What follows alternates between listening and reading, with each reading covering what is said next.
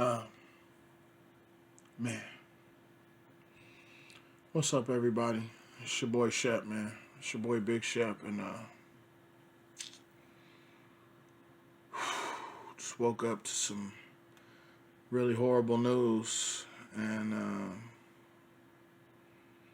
found out the grandfather of some really close friends of the family uh, took his own life this morning. Um, I'm not gonna put their name out there because I want to be identity sensitive at this time because I didn't get permission before I did this, but I know it needs to happen. So just call them family friends of the shepherds, and I want to start a prayer chain for the family. Um,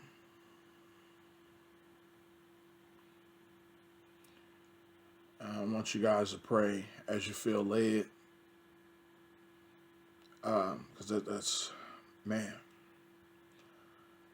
As somebody who has unsuccessfully attempted suicide at multiple points in my life when I got low,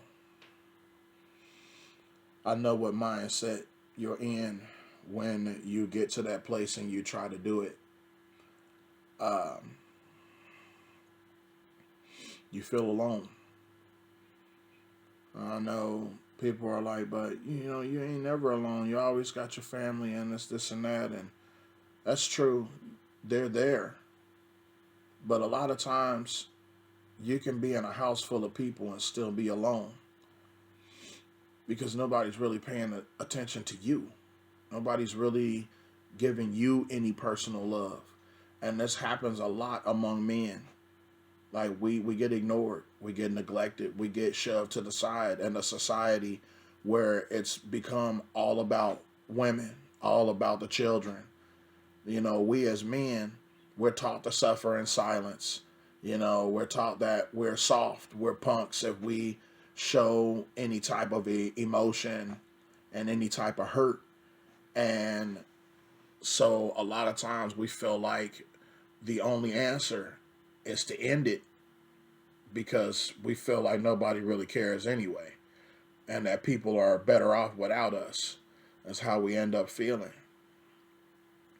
because it's based on the amount of personal love that we receive in life. See, people will come by, they'll call your wife, they'll check on the wife, they'll check on your kids, they'll ask you about, how's your job going, a lot of impersonal stuff, but they don't ever hardly ask us as men how we're doing. How are we doing? Like, how are you feeling? Yes, and a lot of times, because we're used to everybody caring, showing concern about, the wife and the kids and the job, we'll say, oh, well, I got a promotion on my job, or, you know, um, um, the wife, when we celebrated, this and that and whatever, and little Johnny is, he's just graduated from the 8th to the ninth grade, and he's on his way to high school. He's a high school kid now, and so, but none of it is about us. We've been conditioned to make life not about us, and I'm talking about family men.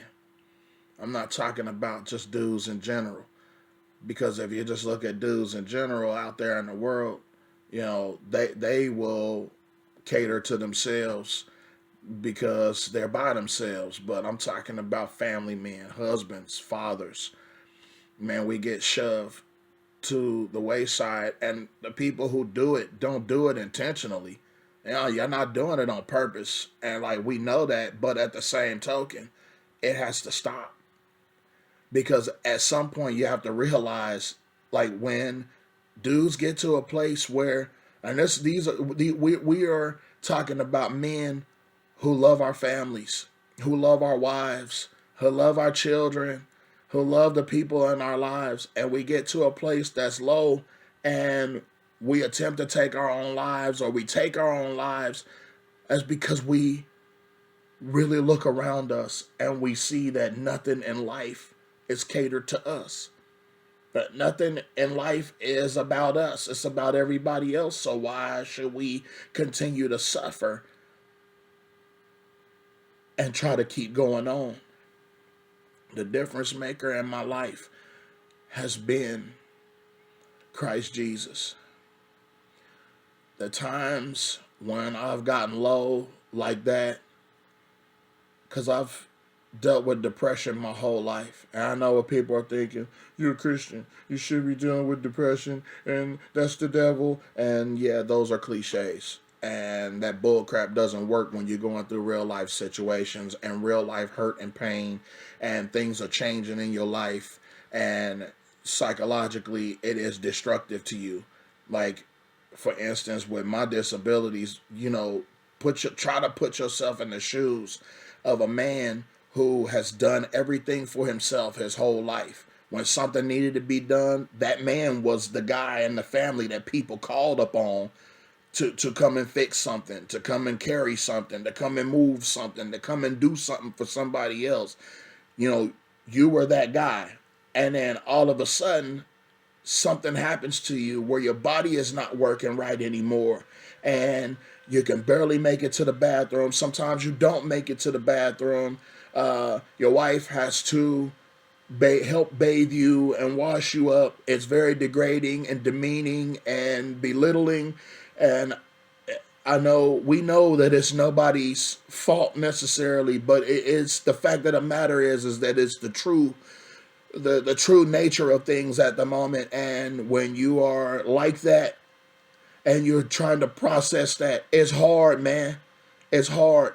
And everybody is trying to get you to bounce back to normal. Come on back to normal. There is no more normal for us. The new normal is in this cesspool of pain.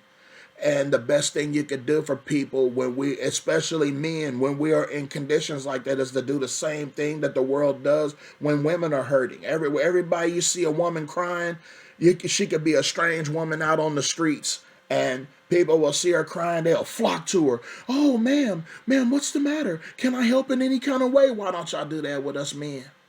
We have emotions too.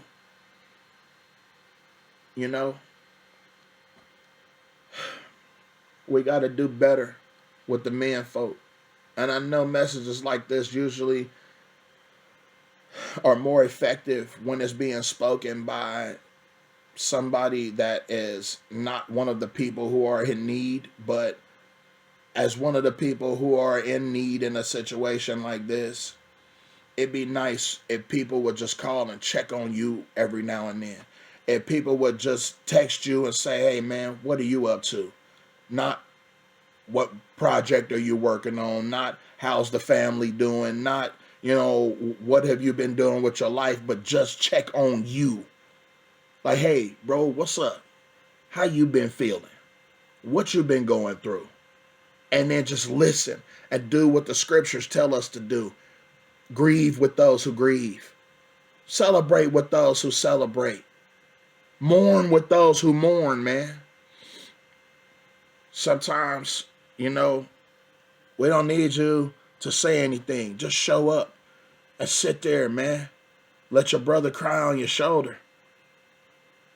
Sit there and just watch TV with the dude, Those things matter. They matter, man. And in moments like this, you're like, man, how could they do something like this? They felt alone. They felt alone. And the family, doesn't do this on purpose. The friends don't do this on purpose. But we get so caught up in our own personal stuff, man, that a lot of times we're not paying attention to the pain of our loved ones around us. And a lot of times, us as men, we get left by the wayside because y'all just expect us to be Superman and just to bounce back. And not all the time can we bounce back, man, not alone. Sometimes we need y'all to cater to us too, man. Sometimes, stop thinking that's joining the pity party and kissing butt, because that's not what it is. It's called love. Love is an action word. Love is sometimes just showing up, sitting down, and watching an old Western with a fella. You know what I mean? Sometimes, love is just showing up and, man, I just was in the area. I was at the grocery store down the street. Man, I just wanted to stop by and just say I love you, man. You're not there for the wife. You're not there for the family, the kids. You're there just for him. We as men, we need that. So I wanted to take this time to just minister to everybody. Man, show love to the men in your life, man. We deserve love too. And we deserve your attention too. And when a lot of times we don't feel like we're getting it, man, we feel alone. Man, sometimes we'll check up out of here, man. Things will become too much. The pain will become too much. Not being able to process your body not working the way it used to anymore. It becomes too much. And if we don't feel like we have the personal support system that we need, we start to feel like a burden. And we start thinking about, man, it'll be better off if we're not here.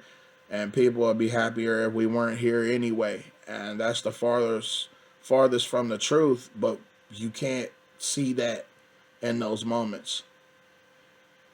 Your view is skewed. Your thinking is messed up. So stop ignoring the men in your life, man. We're not the superhumans that society has made us out to be. We're not the emotionless androids that, the media and movies and all that would like you to, believe. We have emotions. We have feelings. Just because we don't say something does not mean that we're not hurting. It's up to y'all to pay attention and see when we're hurting. Like we pay attention and have looked in on y'all when y'all were hurting throughout the years. Ladies, children, pay attention to the men in your lives. And I've said my piece. And I pray that we can prevent this from happening more and more by showing true love. The action word. Stop loving in here and start loving more out here. It's those little things. The phone call where you just call and talk to that person, to that guy. The visits where you just, hey man, I was in the neighborhood, man, what you up to? You up for a visit? More than likely, unless we in a place where it's like like we in the middle of like bathing or something crazy like that. We like, yeah, man, come through. Even if it's just for 5 or 10 minutes. Like, we need that, man. And we appreciate that from y'all when that happens. It just happens so rarely for us fellas. And us as fellas, man, we have a tendency not to do it too. It ain't just all on the ladies, man. It's us as fellas, man. We gotta start coming around more, calling more. It ain't even gotta be a long conversation. It could be 5 minutes where you just like genuinely are checking on that guy, your friend, your brother, your uncle, your pops, your son, whoever it is, your brother, whoever it is, man. Your nephew, whoever it is. Check on the fellas in your life, man. We're human beings too. All right. Like I said, it's been your boy Big Shep, man. Please keep our friends in your prayers, man. And love the men in your life. We need your love too. All right, man. God bless y'all. Peace.